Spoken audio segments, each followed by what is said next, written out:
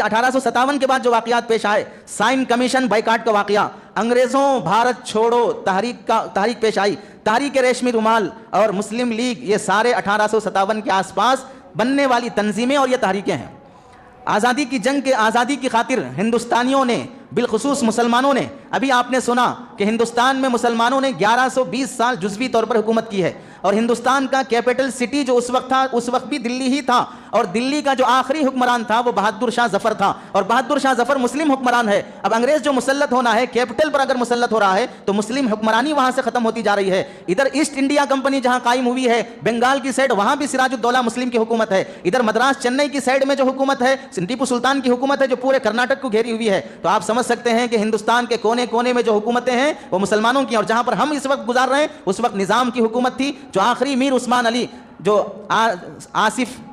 जाही, आसिफुद्दौला के आसिफ साबे कहला